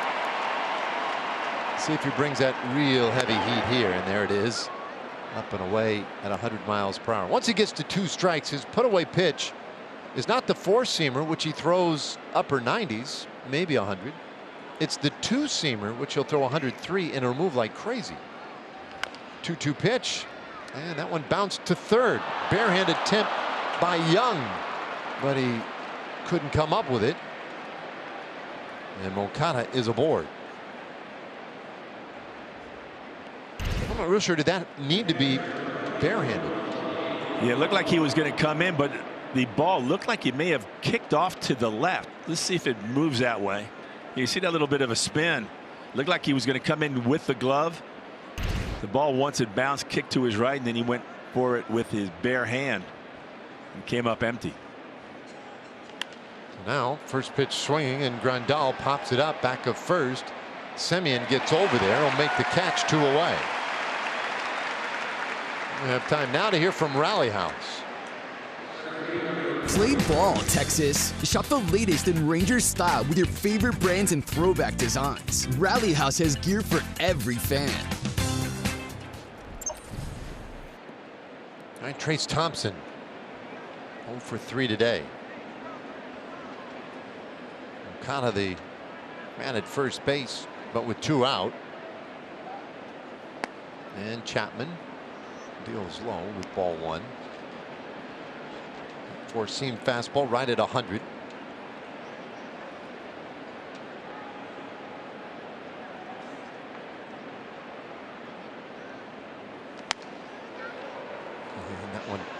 Just misses the corner. Chapman represents the first real big move made by the Rangers in the trade season, and really the first big move in baseball during the trade season. Rangers acquired him on June 30th. And a foul back out of play makes it 2-1 on Thompson. He made a dramatic impact immediately on this bullpen. Getting an extra month of his services. I feel like it really helped keep the Rangers in that first place position.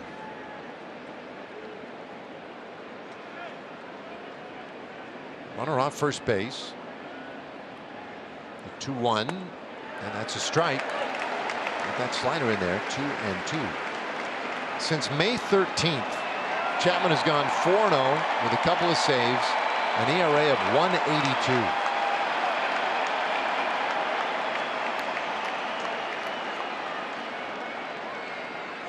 Here's the 2-2 to Thompson. And that's low. Gets away from Garver, and Moncada scrambles up ahead to second base.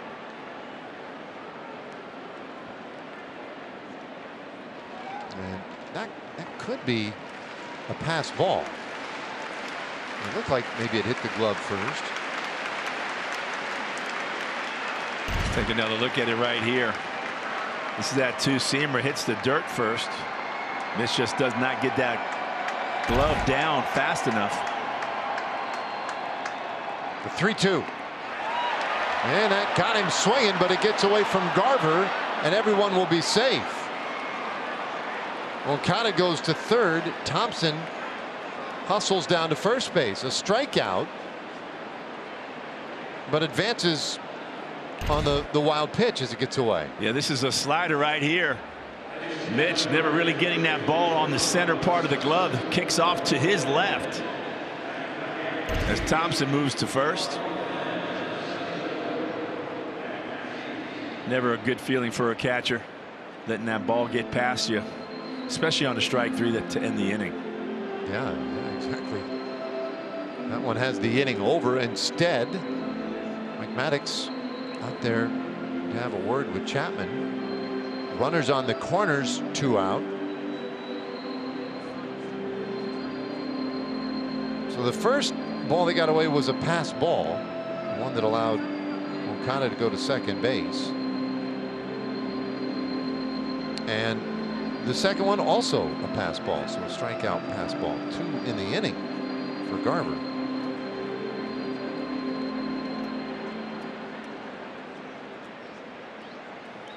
And that's given the White Sox a great opportunity here in a 1-run game. I mean, since the Rangers had come back to take the lead, in fact, really since the White Sox took the 3-0 lead in the first, they had not gotten a man to third base since that first inning, right until now. Eloy Jimenez pinch hits for Gavin Sheets, and he swings right through a slider. Strike 1. The one thing that has really impressed me from Chapman is his command of his secondary pitches. Both that slider that we just saw right there and the split finger.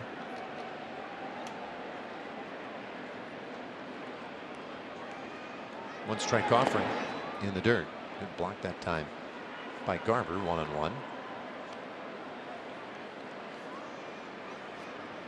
White Sox today, they've got a loaded bench. Guys like Eloy Jimenez, Luis Robert, who did not start today. There he is. It's his birthday today. 1-1. And a bouncer left side of the infield. Young has it this time. Sets up, fires, inning over. White Sox leave a couple. A goose egg for Aroldis Chapman, and the Rangers still lead by 1. Rangers baseball on Bally Sports is brought to you by Baylor Scott & White Health, changing healthcare for the better. And by Choctaw Casinos and Resorts. Max Scherzer made his Rangers debut today, and currently in a position here to get a win. Rangers leading 4-3.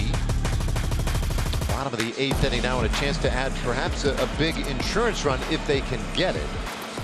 I'll see a new pitcher from the White Sox though, as Gregory Santos, a right-hander, is on. Santos features a little two-seamer, four-seamer, and a good slider. He's making his 47th appearance of the season. His ERA 2.63, 51 strikeouts and just 11 walks. And opponents hitting 260 off the right-hander.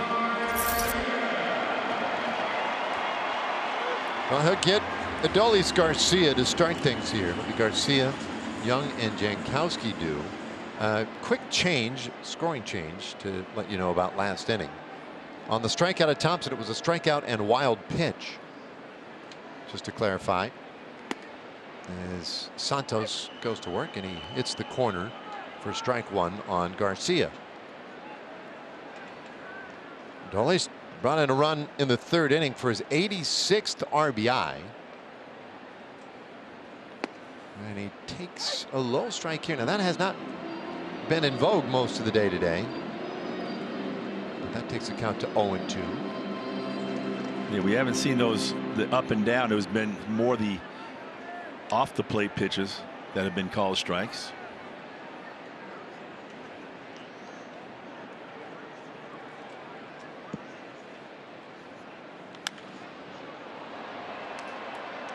Stays 0-2.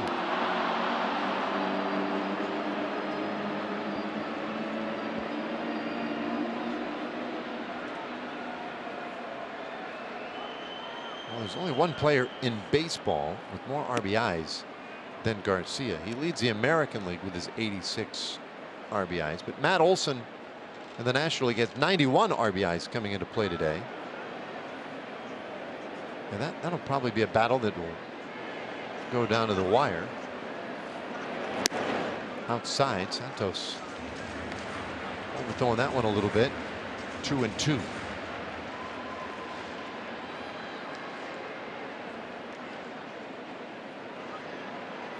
Garcia pretty much straight away everywhere on the diamond, but he strikes out swinging.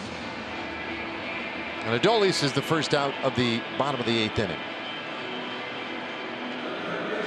So as we mentioned, the Marlins coming to town this weekend, and on Saturday, first 15,000 fans are going to get a replica bat with a signature from Corey Seager, Adolis Garcia, Marcus Semien, or Nathaniel Lowe, presented by Choctaw Casinos and Resorts. Still just a handful of tickets remaining for that game at Rangers.com. Young takes low. Has a base hit today in 3 tries. Rangers 4 runs on only 5 hits. They had those home runs in the 4th inning. The one by Garver, the one by Semien. This one lined up the middle. That's a base hit. And Young is on his 2nd hit of the game.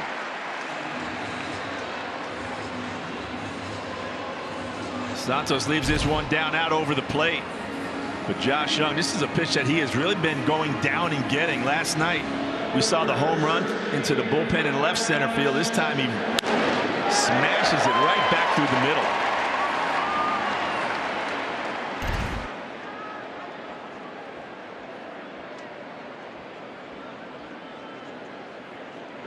Well, that's a big base runner right now. And Jankowski takes a strike on that outer part of the plate where we've seen that called all day.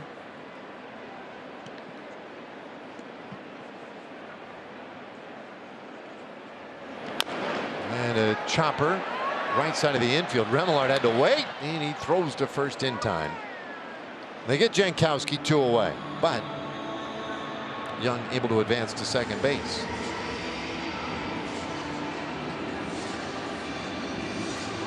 And here comes Mitch Garver.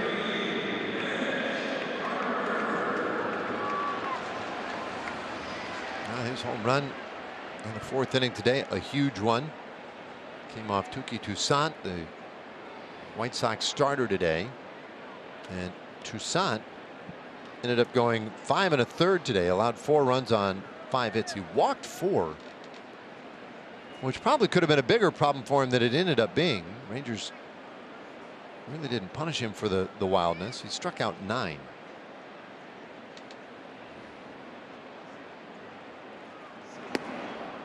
And Santos deals off the plate, ball 1 to Garver.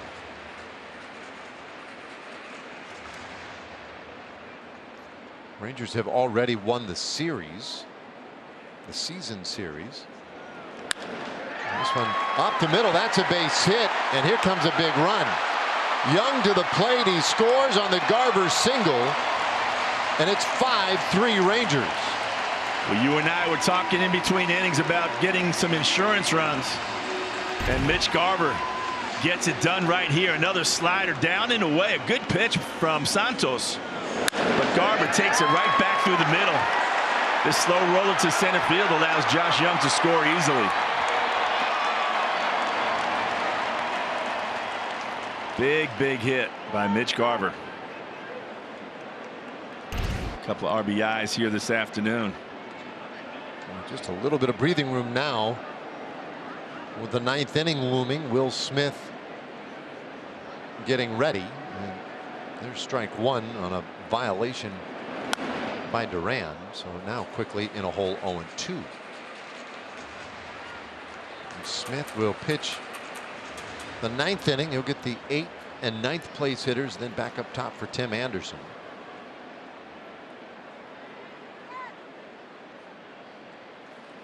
Duran fouls another one away.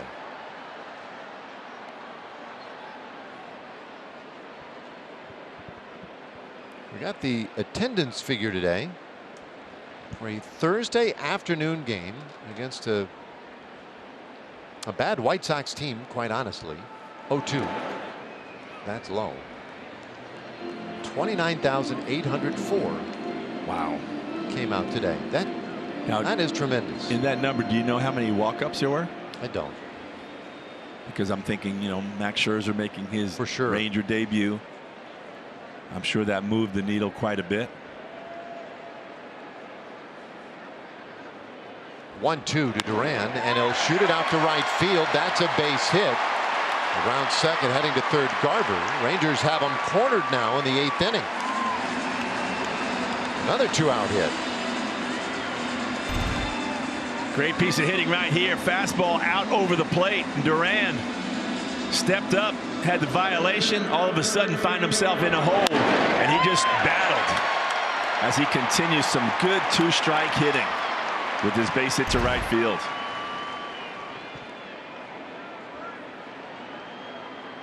So a chance to add to the lead still.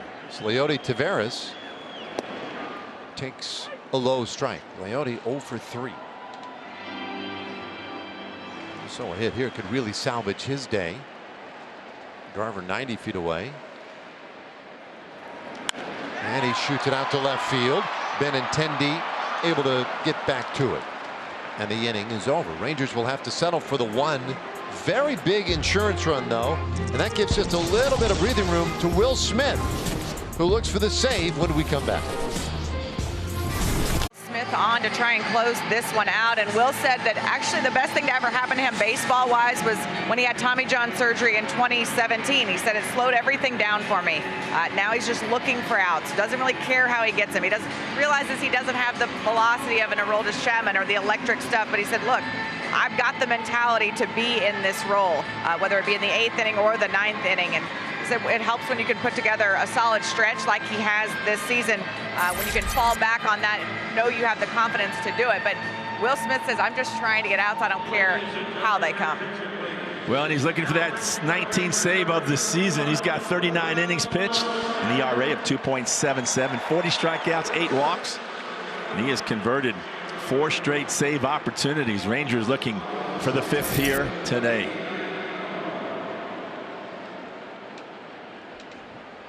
Well, it's a co-closer situation for Smith. He and Chapman, as Zach Remillard will start it off in the 9th inning, and he watches strike one. Good curveball from Smith. When we were in Boston right before the All-Star break, Bruce Bochy called Will into his office to let him know that he'd be entering a co-closer situation with Chapman. Bouncer first base. Lowe has it. Easy play to first. One away. Thing is, lately it has been Will Smith more times than not who's been getting the save opportunities. And he has it here today. He has saved 18 out of 20 chances so far.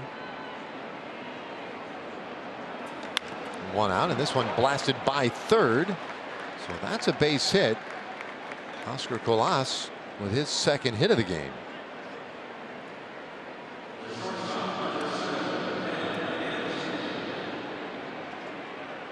And now we'll look for a ground ball and a chance to get a double play and make it kind of an uneventful finish to this one, ideally. At the same time, you could look for a strikeout. And that has been a big part of this series with the White Sox, as that one runs inside ball one. The White Sox have struck out 40 times in this 3-game series, including 12 times today. A little tapper foul, 1-1. I think the Rangers pitchers deserve a lot of credit getting the White Sox hitters to chase out of the strike zone. Saw that great graphic here a few innings ago. Put those hitters on the defensive and you get them in swing mode. We saw Dane Dunning last night with 11 strikeouts. A career high for Dane. 1-1. And that one is low. Dane, I was asking him today about that last night because he's not a big strikeout guy. He said early on he could tell the guys, White Sox hitters, were kind of leaning out looking for something away. He said, I think they were looking soft for my slider. So I figured, well, I'll just attack him with a fastball. Got a lot of strikeouts that way. There's a swing and a miss. So then you get about midway through the game and they're starting to make that adjustment. They're like, well, wait a minute, he's not giving us the slider anymore. He's going with his fastball. He's like, so I started going with the slider. And he had a good one last night too. Yeah, it really worked out beautifully for him.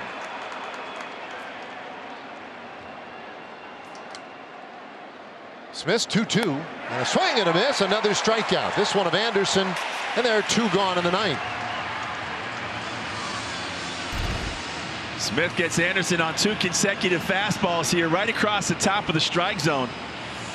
Getting this one in there at 93 miles an hour. Reaching back for just a little bit more.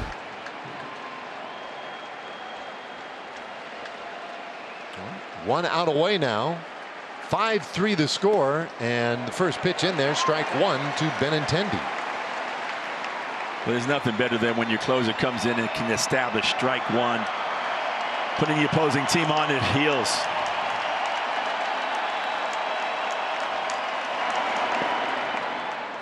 One and one.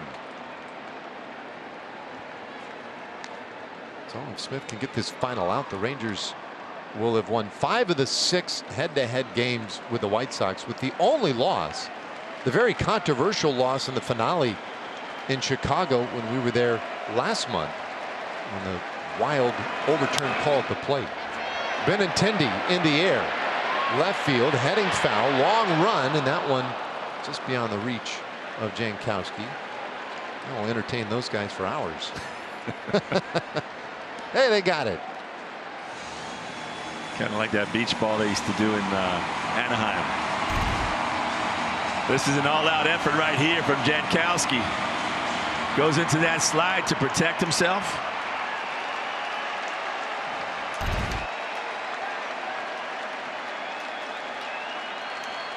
Two outs, a man on, and the 1-2. Got him swinging, and Smith slams the door in the ninth, and the Rangers sweep the White Sox. 5-3 the final.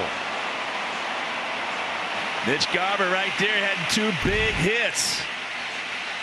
As Smith able to throw another fastball right past Andrew Benintendi to end the game, secure the sweep, and the Rangers continue to roll. Their 7th series sweep of the season, and the Rangers now 63-46, back to a full game lead in the division. All right, what a finish to this one. Look forward to the Marlins over the weekend. For Dave Valley and Emily Jones, I'm Dave Raymond. Thanks for being with us. Keep it right here. Rangers Live postgame is coming up next.